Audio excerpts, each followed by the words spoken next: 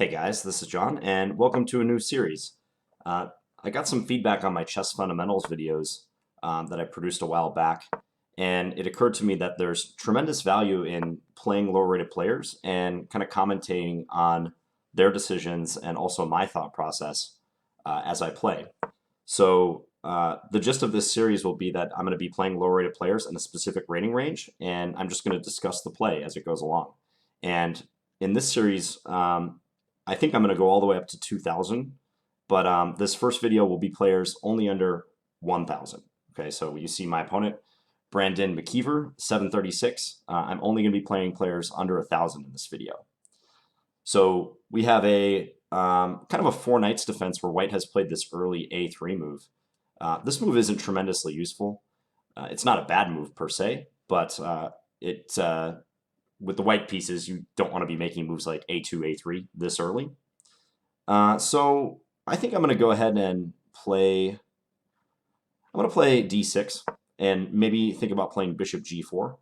I could have played Bishop C5, but in that case, they have Knight takes E5, which is setting up the so-called center fork trick, which we might look at after the game. I chose a time control of 5 minutes with a 2-second increment, so not too fast, not too slow. Hopefully it avoids any crazy time scrambles at the end. It's my hope, at least. And I think this should be instructional. So far, not a whole lot is happening. I'm a little bit disappointed that I had to close in my dark square bishop. It's possible I could have got away with bishop c5, but I didn't really want to invite knight takes e5, knight takes e5, pawn d4, forking the knight and the bishop. So he's done the same. He's played d3. So setups like this are exceedingly common at this level.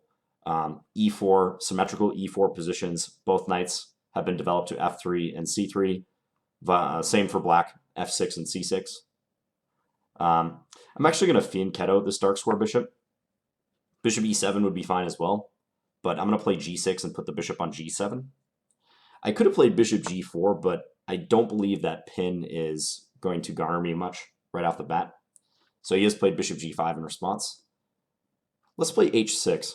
Usually when you get pinned with a bishop, your opponent's bishop on, say, G5 versus a knight on F6, playing the move H6 is a good idea. It's kind of a nice option just to get your opponent to declare their intentions with the bishop. You know, they're either going to take or often move back to H4. If they move back to H4, you face a tougher decision, like whether to chase them with G5 or not. But I kind of like this already because my opponent has traded the bishop for the knight, and he might get a tempo move like knight d5 in, attacking my queen, but I can easily drop my queen back to d8 and guard this c7 pawn. And I tell most people that everything else being equal, you should slightly prefer bishops over knights in most positions, not all. But you don't want to exchange bishops for knights with no good reason. I think that exchange for him was all right, although I probably wouldn't have played bishop g5 to begin with. Once he has played bishop g5 and I play h6, maybe it's okay. But I don't see a whole lot of value in making that trade. He gets one tempo move, but I like my dark square bishop now. So he's playing d4. This seems a little bit inconsistent to me because he played d3 earlier, and now he's making another move with this pawn.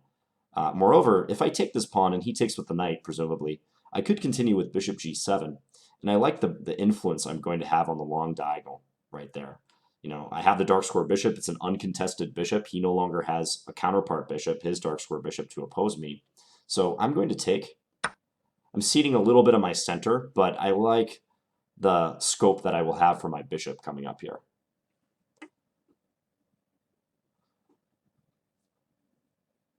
And by the way, these are all rated games that I'm going to be playing. So I'm putting my mighty 2294 chess.com blitz rating on the line. So my opponent has played bishop b5, pinning the knight. That's interesting because he doesn't choose to recover the pawn immediately. Not a bad decision. Although if I play a6 now, kind of doing the same thing I did over on this wing, like put the question to the bishop, he can take on c6, but I take with my b pawn, and he's going to have to lose time again with this knight. However, I see a line a6, bishop takes c6, b takes c6, queen takes d4, attacking my rook on h8. That's a bit troubling. So you know what I'm going to do? I'm just going to play bishop g7 anyways. Just get this bishop on the diagonal, where it belongs and look to play a6 in the future. Now I think he should play knight takes d4. I don't think he can wait around any further. Yeah, he does take. I'll just play bishop d7. He has a double attack on this knight on c6, so I want to defend that. This time control's a little bit fast. You can see us both getting down on time.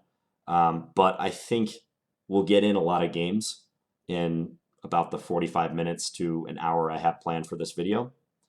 So that's why I chose this time control. I think if it's 10 or 15 minutes, that's better for your own learning purposes. But for a video, I wanted to try to get many games in, try to see lots of different opponents and many different themes, hopefully. So now there's some tension between the minor pieces. I am threatening to take on d4 with my knight, and he would be unable to take with his queen because remember I have my bishop on g7. I like my position. Both our kings are still in the middle, so we'll both likely be looking to castle pretty soon. He's done a good job of not blundering any material yet. In my chess fundamentals video series, the very first video I did was on undefended pieces. And I said numerous times throughout the course of that video and the series in general that if you're a beginning player in chess, it's very difficult to improve until you get a handle on blunders. And you become basically impervious to making big one-move blunders, like just hanging a piece in one move. Until you get a handle on that, it's very difficult to make progress because you're liable to just implode at any moment. And he's done a good job of keeping his pieces safe for now. And let's see what he does with this knight. Okay, so he reinforces the knight. He defends it with pawn to c3. I could take on d4 now with my knight. That would be a discovered attack on his bishop. He can insert the move bishop takes d7 check at that point. So knight takes d4, bishop takes d7 check. I would take with my queen. He takes with his pawn. I don't know if I see myself getting much out of that trade. So I may wait to do that. I think I'm just going to castle. A solid move, get my king to safety. He might castle himself, but now if knight takes d4 thereafter and bishop takes d7 would not be coming with check, so I might have a couple extra options. Probably I will take the bishop back anyways if he does that. But overall, I'm making a move right now, castles, that I know is useful, and I've already assessed that the knight on c6 is defended sufficiently with my bishop and the pawn, so I'm not worried about him capturing or somehow taking advantage of this slower move. He plays a4. Okay. Yeah, that move I don't like. I mean, I can see that he defends the bishop a little bit, but he's making a couple too many pawn moves. He should probably get focused on castling himself. Again, I could take on d4. I'm tempted to do it because after knight takes d4, pawn takes d4, I would have c6, forking the knight and the bishop. But after knight takes d4, he does have that bishop takes d7 in between move once again. I think a good way to highlight maybe his lack of castling is to play this move rook e8, attacking the pawn on e4 and x-raying his king. So that often happens when your opponent has not castled and you have. You want to try to get a rook opposing their king as soon as possible, because then, especially if there's material in the way, you might be pinning them down and they may have difficulties getting castled because they have to defend whatever is pinned there. So let's see how he reacts to this. He just castles. That's a responsible decision. He could have played a move like f3 or maybe queen somewhere to defend. Well, queen c2 wouldn't have been so good. But he's offering to give up a pawn instead. You know what I think I will do at this point? I think I will take on d4 with my knight, having in mind the continuation. Bishop takes d7, queen takes d7, c takes d4, and then rook takes e4. I like that series of exchanges. I could take on e4 right away as well, but I see that I'm going to win a pawn. And when you're winning material, you should usually prefer clarity and clear-cut lines, forcing lines if possible, to reduce the imbalances. Okay, and he does take back. I had a feeling he might do this, but now you guys can see the problem. He's going to get forked. The knight on d5 and the bishop on b5 are liable to be forked by my pawn here, so I don't have to go for that pawn on e4 now. I had an even better move. So I'm going to be winning a piece here.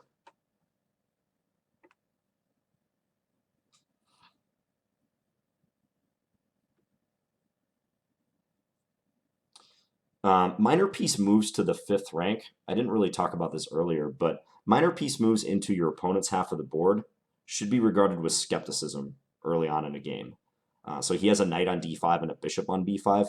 Those pieces are a bit far flung, and unless he has ways to support them and maybe follow up with his threats if he has any, I'm generally like pretty skeptical of those moves at lower levels, especially. Okay, so he gives up his bishop for a pawn. I'm just going to take it with my pawn. We are up a piece now. His knight is attacked. He's ticking very low on time. Looks like he might lose on time. Yep, and he lost on time. Okay, so let's go back through that game real briefly. So started out e4, e5. I would recommend for you beginning players out there against e4, just playing e5 and getting a handle on symmetrical king's pawn positions. You can play Sicilian or you can play any of the other constellation of reliable openings that black has at its disposal after e4. But really you should get a handle on e4, e5, fundamental symmetrical king pawn positions before you get too far in your chess development. So knight f3 is a good move, just developing and hitting my pawn on e5. It's the most popular move here. I played knight c6 to defend. And now he played a3 on move 3, and I was kind of talking about the series as he played that move, but already this move is dubious. And what you will see as I'm playing these games is that a lot of players at this level, so sub 1,000 players, and even slightly above that too, they push a lot of pawns in the opening. I don't know why it is, but people love to do that. And I've seen this in the games of my students who have come to me for lessons, and also the opponents that they play. But rampant pawn pushing is a big theme at this level. And you don't want to get sucked into that. Like, I don't want to start pushing pawns myself just because my opponent is.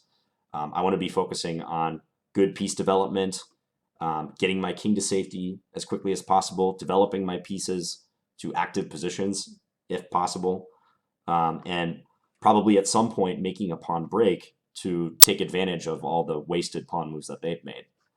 A pawn break, a well-timed pawn break can be a good antidote. In this game, I didn't have to resort to that. So d6, I had some misgivings about that move, but I was trying to avoid bishop c5, knight takes e5. This is the so-called center fork trick. And after knight takes knight, white's idea is d4, forking the knight and the bishop. And even this is, I would say, fine for black. But I knew that this symmetrical 4 knights could lead to that if black develops the bishop through c5. And even though I'm a little bit uncomfortable with blocking in the bishop, I think it's okay, especially given that white has played a3. So, I kind of lost the notation on this. But yeah, after d6, he ended up playing, I believe, was it d3, I think? I think it was d3 or g3. Yeah, the chess.com board kind of negates the notation if you make a move that's different than the game. But I developed the bishop now through g7, and I think that was a good antidote. And I think we basically ended up with the following position. Or no, he must have played bishop g5 right here. I think that's what it was. Pinning me. And I was talking about the value of playing h6. I do like to do this, all else being equal, and just to see what your opponent does with their bishop.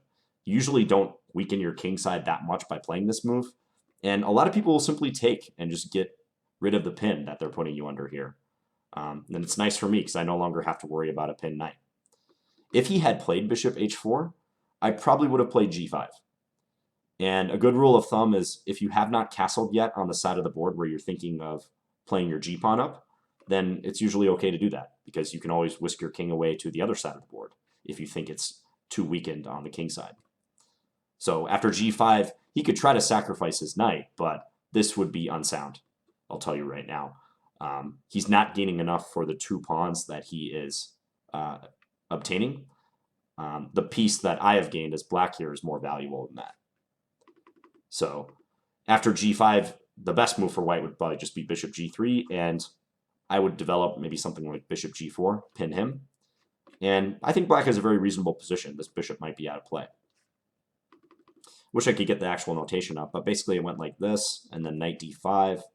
A tempo move, but queen back to d8. Yeah, and here he maybe played a bit too inconsistently. I think he should just focus on development. I mean, if I were white, I would probably simply play bishop e2 followed by castling. But he started action in the center, but I don't think he has enough to justify central action. I haven't done anything egregious as black here. You should only open the position when you're confident that you're going to have the better of it in the resulting open play. And I don't think that's the case here. I mentioned how after this trade, my bishop gained scope. If he had taken right away, I would have played bishop g7. He ended up playing bishop b5, I believe, and I just played bishop d7 to cover. Yeah, and I think this was already looking pretty good for me. Wait, was it? I think I played bishop g7, actually. I'm already kind of forgetting what happened. But yeah, because if bishop d7, I was speculating that maybe he could take on c6. And then after I recapture, let's say with the pawn, trying to attack the knight, maybe he has queen takes d4, hitting my undefended rook in the corner. And I did not want to allow that. So therefore I played bishop g7 and defended this pawn. And then it went takes. I don't want to take and give up my strong bishop on this diagonal, because notice that if I took, he would take with his queen, hitting my rook here. So no reason to give up the bishop for the knight. Remember, we want to preserve our bishops, all else being equal. So I played bishop d7. Yeah, and here again, he started waffling a little bit. I think he played c3. Defending his knight, not a bad move. I castled, and then he really should just castle, or maybe make some sort of trade on c6, resolve the tension, but he played a4 and too many pawn moves. I mean, d3, d4, c2, c3, a3, a4. That was his big problem in this game. And I played rook e8, and I was already on top of him here with this pawn. And just to summarize, after castles, knight takes d4. In order to avoid losing a piece, he has to play bishop takes d7. He's got to play that move. In-between move. That's an in-between move, or a Zwischenzug, as the Germans would say. And he's attacking my rook, so I don't have time to save my knight. And after queen takes d7, c takes d4, I was planning to simply take this pawn on e4, and I'm up a solid pawn. This pawn is also likely to drop off, because notice my rook and my bishop are combining against it. So overall, not bad play by a 736, but my advice to him would be to make less pawn moves and focus on development and getting his king to safety quicker. All right, so with that, I am going to look for a new 5-minute plus 2-second game.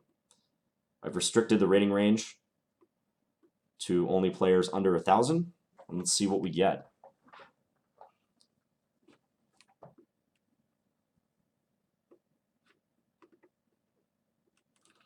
And I'll be sticking to openings that I think you guys should be playing at this level, if you're in this rating range or even slightly above it.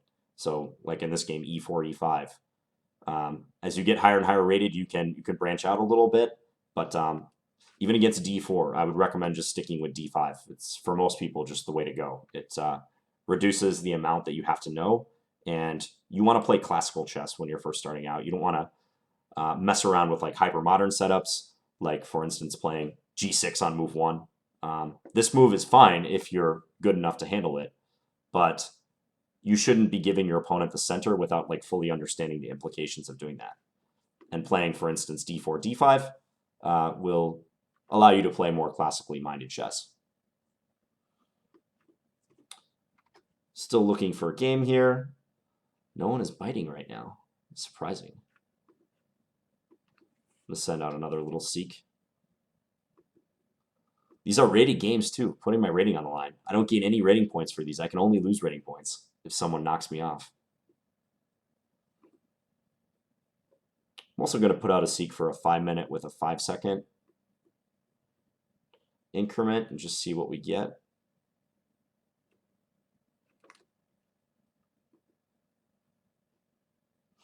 And as long as I have a moment, from the white side too, I would also recommend playing either e4 or d4. Probably slightly leaning towards e4 from the white side. I think, you know, if you're just debating between those two moves and you're not sure which one to pick, try playing e4 first. It leads to more open and tactical games.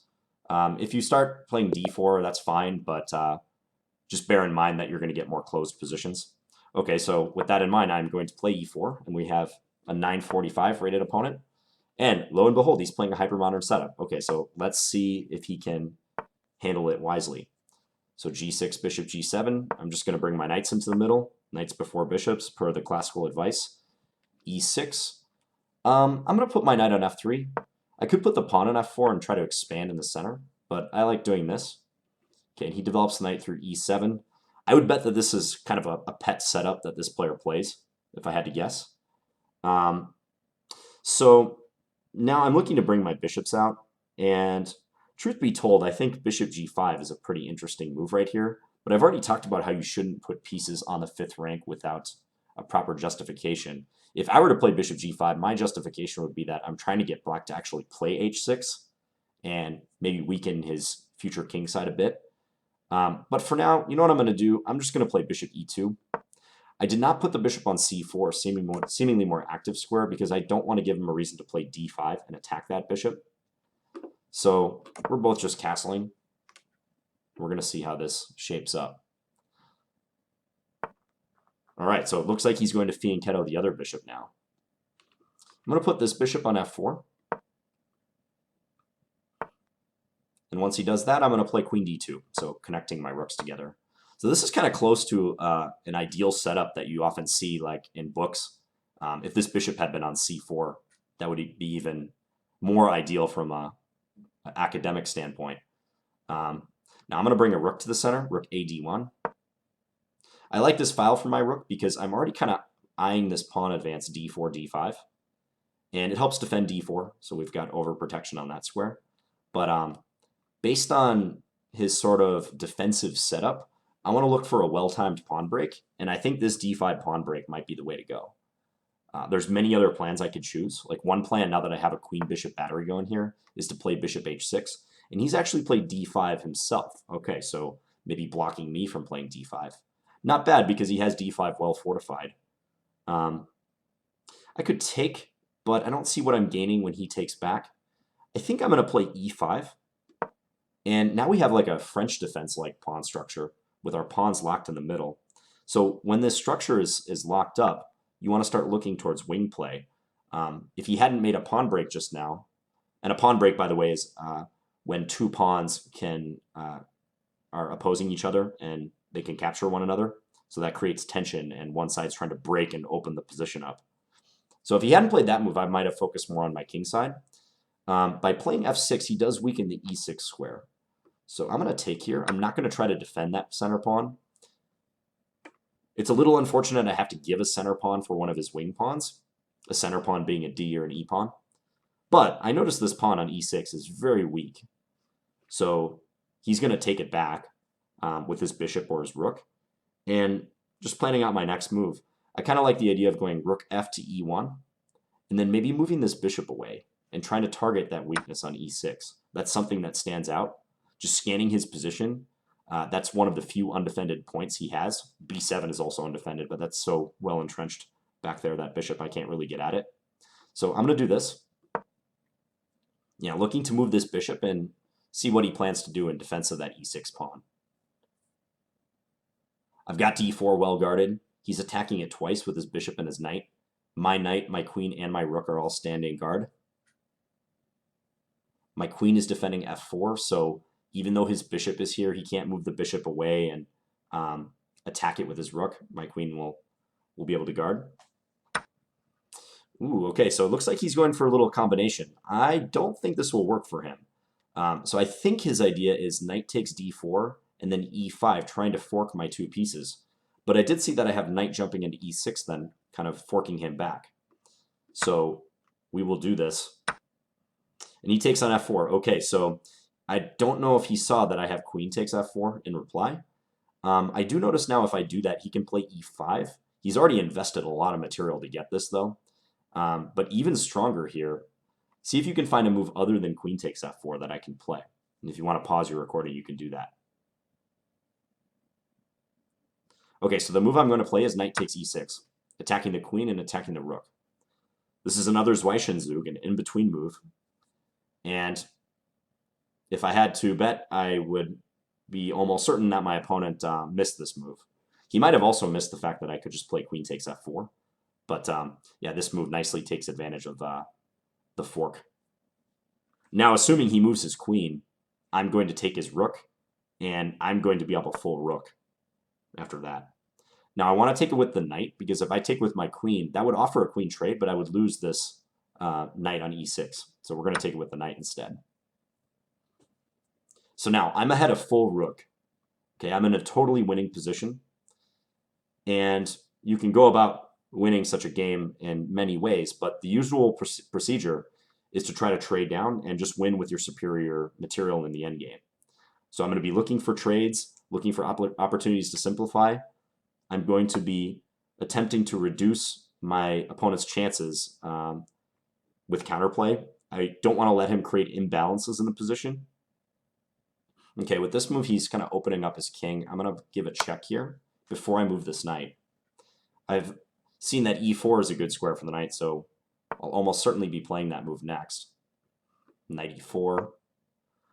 My queen is still defending this other knight. Now I'm attacking his queen.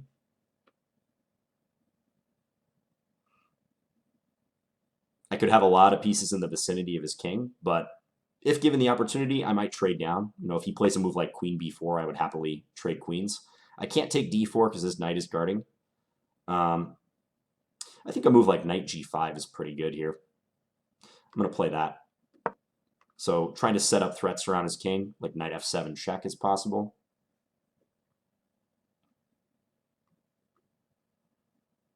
This game kind of underscores what I was saying earlier, that at this level, undefended pieces are huge, and your opponents will just make errors involving undefended pieces and loose material if you just give them enough opportunities and time to do so.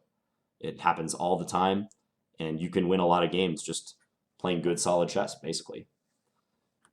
So rook f8, that's a good move. He gets his rook involved in the action. Actually, I can give a check on f7, and he can't take it because I have bishop takes f7. So he'd have to go to g8, or g7 rather, with this king. But then I have a fork on e6 with my knight. So maybe rook f8 wasn't so good, but his position was losing regardless. Yeah, so my plan is if the king moves to g7, I'm going to fork him with knight e6. He could then take my knight with his king, but I have discovered checks like knight c5 check, going after his queen then. My bishop on c4 will be useful in creating that discovered attack. Likewise, if he moves to g8 right now, I can move this knight away with a discovered check on his king.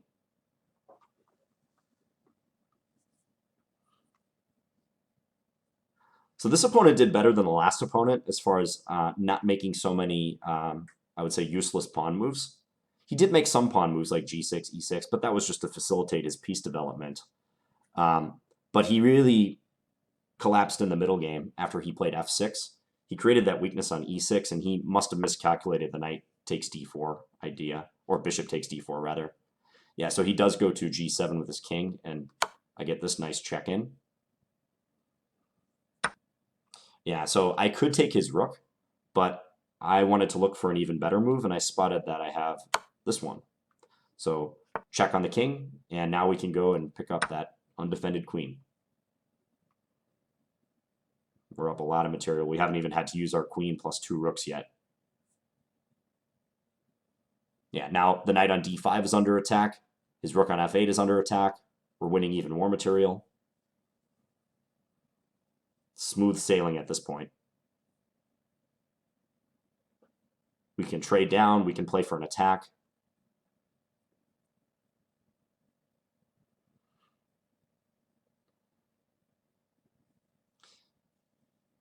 Yeah, I wouldn't be surprised to see this game end pretty soon, whether it's resignation or me moving in for the checkmate.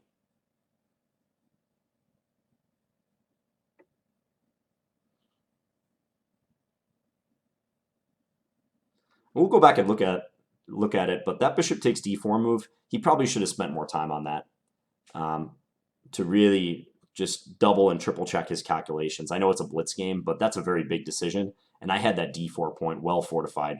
I had, 3 defenders on that square, a knight plus my queen and my rook, and he only had 2 attackers, his knight and his dark square bishop. So we'll go back and look, but that looks like a clear miscalculation. And the rook takes f4 follow-up. If that was part of the plan, that was also flawed. Just kind of timing down here. Hopefully he doesn't time down to 0. I hate it when people do that. Playing online, you sometimes can't escape that.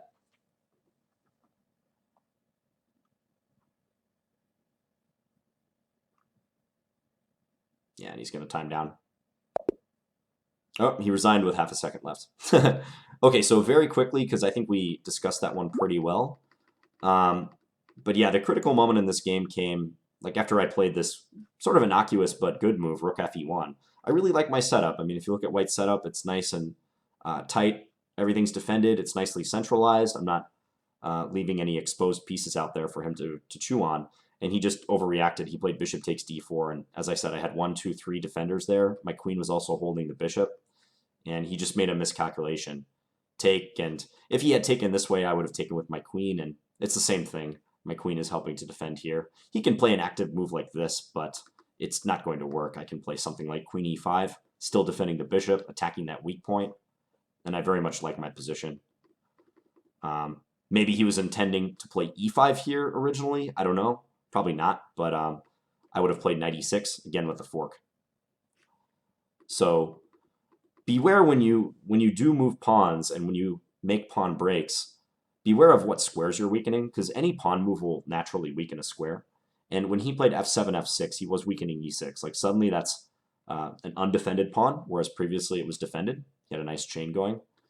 And it's not a terrible move, but it creates a weakness that he needs to be aware of, and that cost him the game, basically.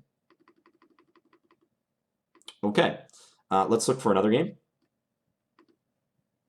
Put out a couple seeks.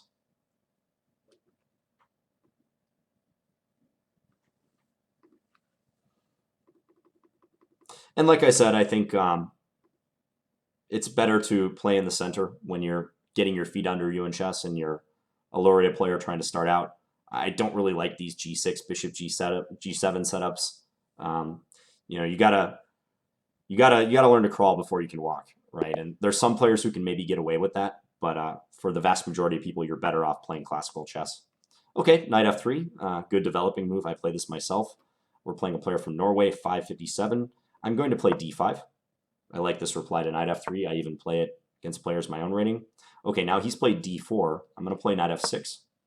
And if he goes c4, queen's gambit, I'm going to play e6 and reinforce my center. He may not play that way. Okay, he just plays g3.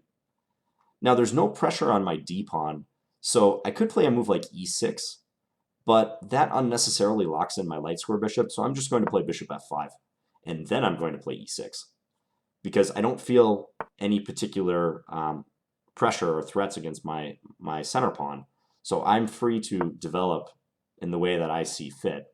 And I like bringing the bishop out and then playing e6, so the bishop is not lounging on the back rank. The light square bishop for black in many openings, both e4 and d4 openings, is the hardest piece to solve, developmentally speaking, because it often gets trapped in behind pawn walls. So he's fianchettoing his bishop. I'm going to play bishop d6 now and offer a trade and just see if he'll swap with me. If he does take, I will take with the queen. I could take with the pawn, but I don't see a reason to damage my pawn structure like that, except double pawn. So I'm just going to take with the queen and go from there.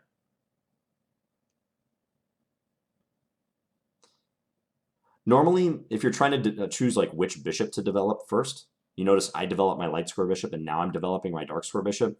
Usually you'd want to err on the side of developing on the wing where you intend to castle first.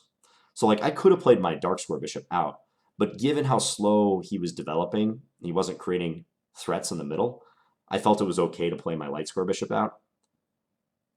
If the game was a bit faster paced though, I would have tried to develop the dark square bishop and then castled, and probably leave the light square bishop for later.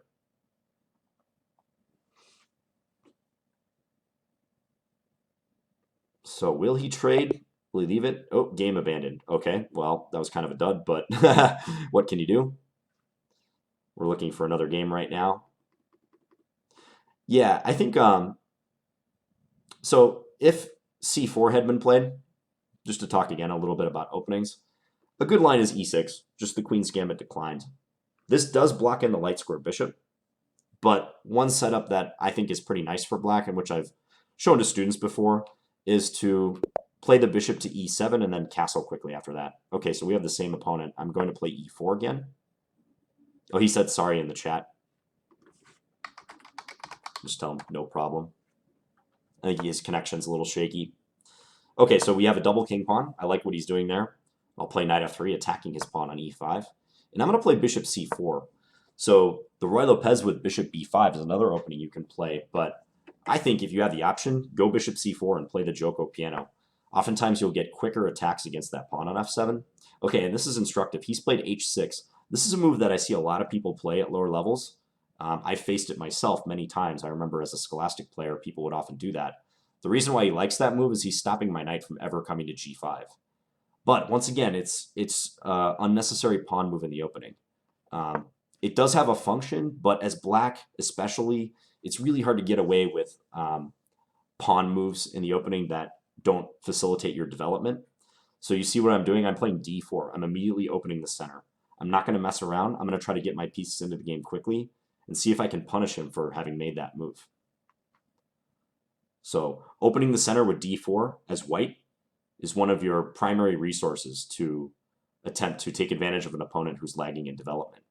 I already have a little bit of a jump on him in the development category, so I'm trying to make use of that. If he takes, I can take with my queen, and I like my centralization that I have after that. He might try to chase me a little bit, but I'm going to be in a better position to deal with that. Okay, he plays queen f6, reasonable move, I think. He's developing his queen a bit early, but he is attacking my knight, so I like the fact that he did that. I could defend it with bishop e3. I could also play knight b5 and try to attack this pawn here. I kind of like that, so I'm going to do it. I normally would not want to move this knight again if I had the chance, but I consider this basically like a move with tempo on his pawn, so I'm okay playing that. And he goes back here. So ask yourself here, what's a tempo move I can play to create a threat and kind of follow up on the knight b5 move? So what's a good developing tempo move for white? You can pause your video if you like. Okay, so the move I'm going to play is bishop f4. So following up my knight move with adding another attacker to c7. So now he's got to watch out for knight takes c7 check. He should probably play d6 to deal with that, blocking my bishop. Now at this point, I don't see a good way to follow up, but I can just continue developing. And I'm happy with the fact that I have all four of my minor pieces out and he only has one out. So good on him for seeing that threat. Excellent move, d6, just defending. But I do have a nice lead in development. Okay, bishop e6. So now I notice his kingside development is behind schedule. And in playing bishop e6, he's offering a trade whereupon his f-pawn would have to capture. So what I'm thinking is trading and then trying to disturb his king after that. And maybe if you want to pause your video again, how can I do that? How can I disturb his king? So the answer is trading and then playing queen h5 check. And because his f-pawn is no longer there, he'll be forced to move his king. G6 is clearly not a good move. I'll just take it. So he's going to have to move his king now to e7 or d7. And yeah, he's not going to be in good shape out of the opening already. He plays d7. That's probably the best square. On e7, he would have been blocking a lot of his pieces. Okay, so here, I have a choice which way to castle. Most of the time, I would venture to say like 80 to 90% of the time, at this level, you want to be castling short. You know, that's the most efficient way to castle usually. You can do it faster than castling long. But here, there's a couple factors that make me want to go long, which I'm going to play. The biggest one being the fact that I'm lining up with his king. I get my rook already to a good file, and even though there's a pawn in the middle, I love the fact that I'm lining right up with his king.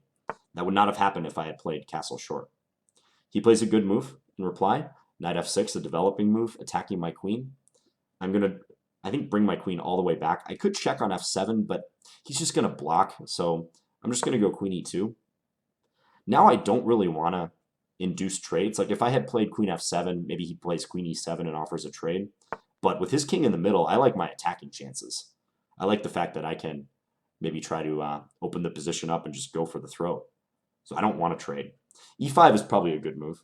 He's attacking my bishop. I thought briefly about sacrificing. Like it might be possible to play bishop takes e5, knight takes e5, f4. But that looks a bit crazy. I think my position's good, so I'm just going to drop my bishop back. This knight is somewhat running out of squares. Like by playing e5, I can no longer bring the knight to d4. However, it could always go back to a3. Okay, so he's put up like this pawn wall, a nice fortification, which he's kind of relying upon to save him right now because his king is very much in trouble. So how do you knock down pawn walls? It's a strategy that we've talked about before. It's the pawn break. So if you think about where I can make a pawn break and offer a trade of pawns, where would that be? And the answer is on this e5 square. So if I play f4, I'm creating pawn tension here. If I can knock that pawn out, maybe even get him to take so I can get my bishop back on the diagonal, I'm going to be opening lines towards his king. So let's say he takes right now, I take with my bishop, move e5 is in play. And he would be unable to take with his d-pawn because he's pinned by my rook. All right, so he's getting out of dodge with his king. Probably a good move. Now my rook is opposing his queen. Thinking about a couple moves here, like queen c4 maybe to attack his knight. I could take on e5. I think I like that best. There's also knight d5 too. Knight d5 is very interesting. Maybe I'll do that. Because knight d5 is a double attack on the c7 pawn. And if he takes here, I know I said I liked my d file, but I think I'm going to take with the pawn because it gains time by attacking his knight. And maybe I can force that knight away and go for his e5 pawn. So that's what I'm going with, knight d5. And he takes e4. That was an undefended pawn, but his issue here is he's got a lot of loose stuff. Like c7 is undefended, I could just take that. I also noticed that these two knights are undefended, so we might ask ourselves how we can take advantage of that. And there is the move queen c4, hitting both knights. Don't know if he saw that, but after queen c4, he could play knight c5, blocking my queen from taking the other knight. I do notice I have the move b4 then. That looks a bit messy. It's probably in my favor. It's a bit messy. I think I'm simply gonna take here. I like this because we're getting our pawn back. We still keep open the option of queen c4, and I'm attacking his rook. So I'm doing this with tempo practically. Assuming he plays rook b8, I could give a check here, but he'll block with his rook most likely. I could do a discovered attack, bishop takes b6, whereupon my queen will be opened up to attack the knight. But I like the look of this move a lot, even more so now. There's one less barrier in the way between the white queen and the black king. So I'm going here and attacking both knights. And if he wants to avoid losing a piece, he has to play knight c5, but I'm gonna launch my b pawn down the board, b4, and go attack that knight on c5. Try to get it to move so I can take the knight behind it. He plays queen d7, but now we can just pick up this undefended knight.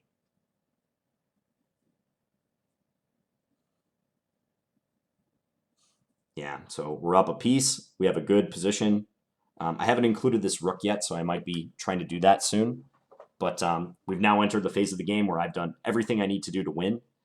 And the rest, provided I play reasonably, should be pretty straightforward. I like what this player was doing, though. 557, this player has potential. I think they did some correct things, and they noticed a lot of my threats, too. Rook b7, maybe looking to take on c7 and get a rook for two knights. I'm just going to bring this knight back. I could maybe take on e5 too, but I think bringing the knights back is fine. The knight is undefended here, but how can he get at it? He'd have to move this knight and have his queen attack it. I just don't see that being a big issue right now.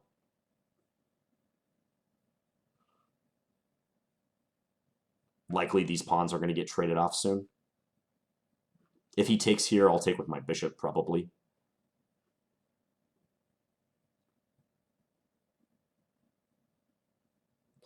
So the moment he created problems for himself was when he played bishop e6 and offered that trade, and the diagonal leading towards his king was opened up. Okay, rook g8, that's kind of a bizarre looking move. That's an undefended piece right there. And I see like a devious way I could try to target it. I could play queen h7 and just go for the rook, but that's pretty obvious. I think he's going to see that it's attacked, and he'll probably defend it with queen f7. The move I'm going to play is very dastardly. I'm going to play queen c4. It kind of looks like I'm maybe trying to create threats against his king, which I am to some degree, but I'm also threatening discovered attacks with this knight to go after that rook. So like one threat is like knight takes b6. My queen would be opened up to get the rook. Knight f6 is also a threat. Knight b4 is also a threat here too. Like let's say he moves the rook back to h8 and just sidesteps those discoveries. Knight b4 would be a good way to double attack the knight on c6. I gotta watch my time a little bit. I've been talking a lot, but my time has been ticking down. But yeah, his position is too difficult to defend.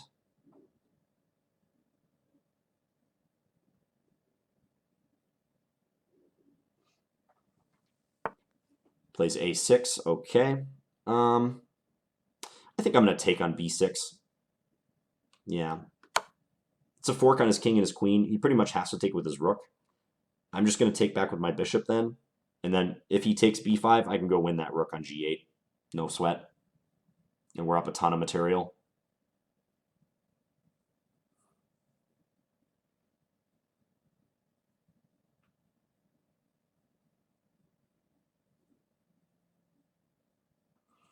Looks like he's still having a few connection issues. Might lose on time. Okay. All right, so good game by Ragnvald Maso. And I say that because based on his rating, I think he played very well. In the opening, he saw some of the threats I created. Avoid playing this h6 move if you're black, and the way to take advantage of it is a quick d4.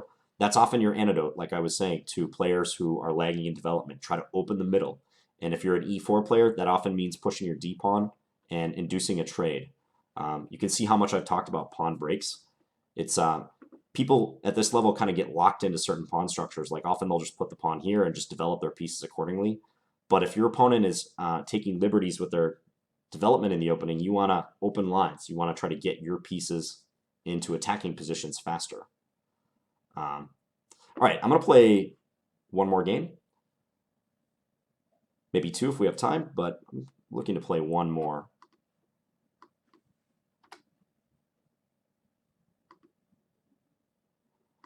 Just creating a couple seeks.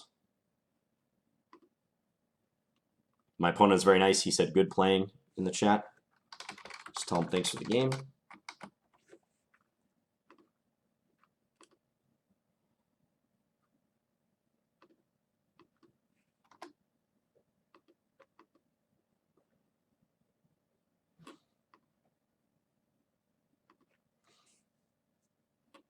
Oh, and by the way, while we're discussing this, from the black side, if you face this opening, because you know, based on the repertoire I proposed here, you could very well face this opening.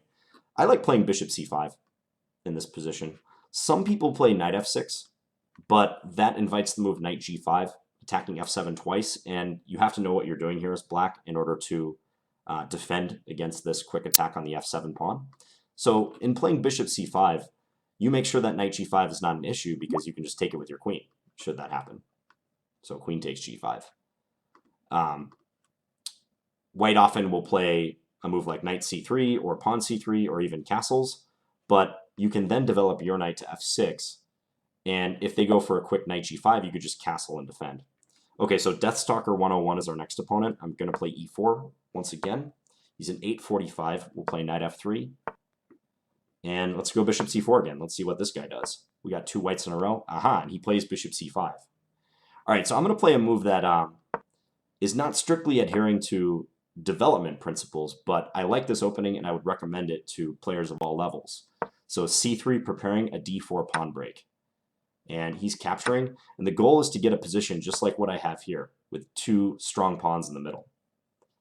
Okay, he dropped his bishop back. He saw that that bishop was under attack. I'm just going to play knight c3. He pins me. Okay, so stop and ask yourself, what is black threatening right here? You could pause your video if you want to figure that out. All right, so black is threatening to take my knight on f3, and then regardless of which way I take, queen takes or pawn takes, he can take on d4. Because at that point, I would only have one defender of the d4 pawn, and that's my queen. So I need another defender of this square, and the way to do that is to play bishop e3. Develop and defend at the same time. Now, if he takes on f3, I could take either way, actually. If I took with a queen, I'd be attacking f7, so that's kind of nice. He plays knight f6, reasonable move. I'm going to do this strategy that I spoke about earlier, which is to push h3. Now that I have d4 sufficiently guarded, I just want to see what he does with that bishop. Okay, here I should take with the pawn, because if I take with the queen, d4 is unguarded. A move ago, his knight was not on f6, so I would actually be attacking f7, but now I'm not anymore, so I'm going to take this way. All right, so he castles short. Now, our next order of business, we're almost fully developed. Our next order of business will be to where to put our king. And looking at the pawn structure, I've already accepted doubled pawns. Some of you might be cringing about those pawns, rightly so. You know, they are kind of an eyesore. But look at this open G file we have leading towards this king. If I were to castle now, my king would be on that open file, and I'd have some weaknesses like h3. But I can play queen d2, looking to castle long. And now I'm going to try to play for an attack against this king. I'm not going to simply castle and put my king on an exposed file. I'm going for an attack. Okay, h6. I do not like this move by him because it's unnecessary and it's weakening. I feel like I've said that many times in this video. But when you're trying to attack an opponent's king, the thing that often helps you the most is when they make pawn moves on that wing. So in doing that, he already offers me like a ready-made sacrifice right here. So I could do this sacrifice. So bishop takes h6, pawn takes h6, queen takes h6, and I'd already be threatening a quick rook g1. Now, there are some complications, like if bishop takes h6, he could take my pawn on d4, which I'm not sure how I feel about that. It's possible if I take, he'll just take right back and I'll get my queen in really close and I have my rook coming over. But I'm not 100% sure, and I see a good fundamental move I can play, so I'm going to play that. I'm just going to castle. Now I know my king is always safe. My rook is helping to assist in the defense of d4 in some circumstances. I can still play this bishop takes h6 move, but I had some doubt about that knight takes d4 reply, so I'm going to do this instead. All right, he plays king h7. He might sense that I want to attack here. I'm just going to put my rook on the open file, so bearing down on that g7 pawn. There are some sacrificial ideas like rook takes g7 or bishop takes h6, but I don't see anything immediately. I could try to double rooks on this file, so I could play like rook g2 and try to come over here. I also really like the idea of playing bishop d3 and kind of looking towards this king a little bit. My bishop isn't doing a whole lot on this current diagonal, so let's do this. Let's reposition this bishop. Now, in doing this, I cut off my defense of the d4 pawn, but I'm threatening discovered attack. Very sneaky move, e5, which looks like he didn't see. He's kind of focusing on his queen side, but this is far too slow. So now I have this e5 check move. Check from the bishop. I'm getting his knight on f6. And he just comes back with the king. Bishop takes h6 is probably very strong in this position. Do I want to play that? I could just take his knight too. Let's just take his knight. Taking on h6 would have been fine too, but we're focused on fundamental chess, and I like just going up that piece. But you know what I'm going to do now? Now I'm going to take. And notice that my queen is backing up my bishop. And he didn't see that, because now I have queen takes queen, and he's pinned. He can't recapture. We're coming in for the checkmate on g7.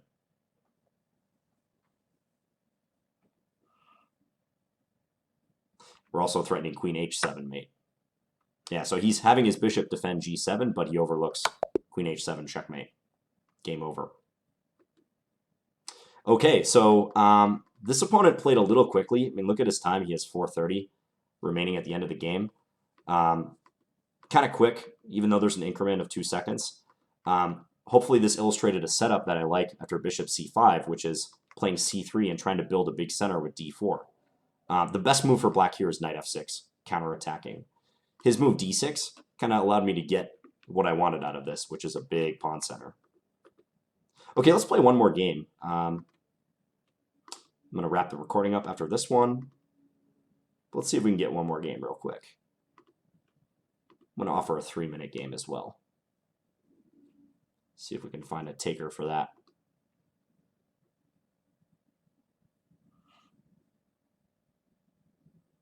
Well, this has been good. We've been able to play many instructive games so far.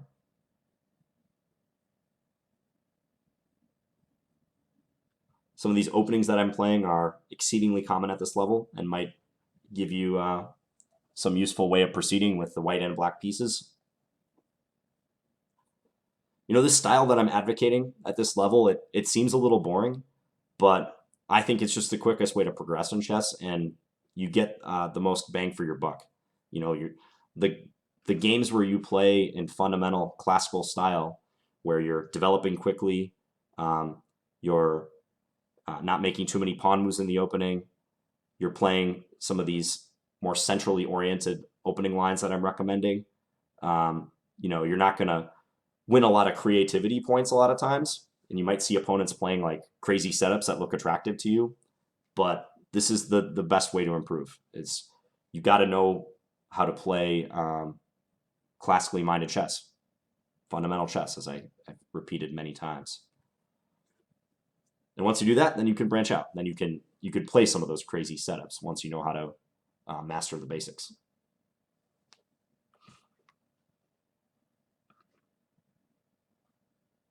Oh, and to continue what I had said previously about this knight f6 move and why I'm a little skeptical of it. If you play bishop c5 first, and then let's say white castles, and then knight f6, and then like let's say then knight g5, you could castle out of it and defend. Oh, looks like I played knight f3 in this game. Is that true? No. Okay, there we go. A game started, and okay, so we're playing Joe Leg 995. We have yet another opportunity for this one. I got 3 whites in a row. That's pretty unusual. Okay, I'm playing bishop c4 again. Once again, h6. You see? Pay attention to my videos. There's trends going on all the time. One trap here is if they play bishop c5, I can play bishop takes f7 check, followed by queen h5. I'll try to show that trap. Okay, so he's traded quickly, and he's attacked my queen, but I'm just going to pull my queen back. This square on d5 is very weak now. Lower-rated players have trouble with the concept of a weak square, but d5 is now like a vulnerable point, and so is the pawn on d6. This is a backward pawn, and I can develop quickly and zero in on that weakness. So bishop d6. Here again, this is like the last game. I have a choice of which way to castle. Both ways are acceptable, but think about which side which castling you would prefer, long castle or short castle, and what would be the benefit of one over the other. Okay, so I'm going to go long because my rook gets to immediately join the attack on the d6 pawn. That's the primary benefit of going long, is that you get that rook in the game very quickly. So now I can go ahead and win this pawn because just counting up, I have 1, 2, 3 attackers there, and he has only 2 defenders. So I'll take this pawn. And that was a product of his c5 move in the opening. That was a weakening move. This is a 3-minute game, but notice like he still has pretty much the same amount of time that he started with. So I would advise this player to also slow down a little bit. All right, knight g4. This is a minor piece move into my half of the board where I don't think he can really follow up on these threats. His threat is to take off my pawn on f2, but I can just play f3 and eject him. He can get into f2 or e3, but that would do more harm than good. If he plays one of those moves, his knight is liable to be trapped. So yeah, he just went right back. So don't play moves like knight g4 that have no follow-up. All right, so he went back to f6. I notice this rook is out of the game. I'm just going to bring it in, and this is a great file to bring it to. Bishop e6, does this move work? Nope, it drops a pawn. So I can take on e6 with my bishop. He takes back with a pawn. I take with a rook. 2 attackers versus 1 defender. And being able to really count the material and the attackers and defenders quickly is of paramount importance. So now I'm up 2 pawns. I'm just looking to trade down. I'm actually going to play my knight to the center to further encourage trades. I'm going to take with a rook. I could take with the pawn, mind you, but I like my rook scope here, and I like the fact that I have both rooks in the heart of his position. Rooks really belong on the 7th rank. If you guys have heard of pigs on the 7th. Rooks that are on the 7th rank can often target the opponent's pawns with great intensity, so that's what I'm doing. He defends the g7 pawn, but here I have a chance to double up and attack a7. Also, I'm looking at g7. He defends with pawn to a5. Okay, so here it's hard to improve my rooks further, but I can start moving my majority of pawns. I can also bring my king up a little bit, but I'm just going to play a4. I'm going to put a stop to some of his pawn advances, because I think he's going to run out of things to do very soon, and I want to see how he plays. Rook b8, maybe he's looking towards playing b5. I'm going to play rook b7 and offer a further trade, because if that trade happens, I'm going to win his b6 pawn. Yeah, and he just went away with his rook. All right, so let's gather more pawns. Now he comes back and offers a trade. That's kind of strange. It seems inconsistent to me. All right, we'll take it. Let's bring this rook over here. Target his c-pawn. He can't defend it with his rook, so he goes on the attack. I could take here. He would take a4, though, so I'm just going to defend my a4 pawn, play b3. If he advances, I can take with my rook. So it looks to me like he's going down another pawn. King h7. All right, I'll take this guy off. We can take this guy off. His pawns are dropping like flies now. So now we're up 5 pawns. I'm going to further badger him with trades because I know he can't trade down when he's this far down in material. I'm just going to start advancing my pawns. And I'm going to advance the queenside pawns rather than the center pawns because these are the harder pawns for him to stop. They're a good ways away from his own king. So just defend that one. I'm going to bring up my b pawn. And there's little he can do. He's totally passive now. I have 2 pawns on the 6th rank. Generally, 2 pawns on the 6th rank are worth a rook, according to a rule of thumb, because a rook alone can't stop them. I could get rid of my rook right now, and I would still be winning by virtue of being able to push here. Like, literally, you could remove this a5 rook from the board, and the same thing is going to happen. These pawns are coming up. I'm not worried about stalemate or anything. You know, if he didn't have these pawns, maybe I would stop and consider for a second whether he could stalemate me, or whether I would stalemate him. But with these pawns on the board, that's never an issue.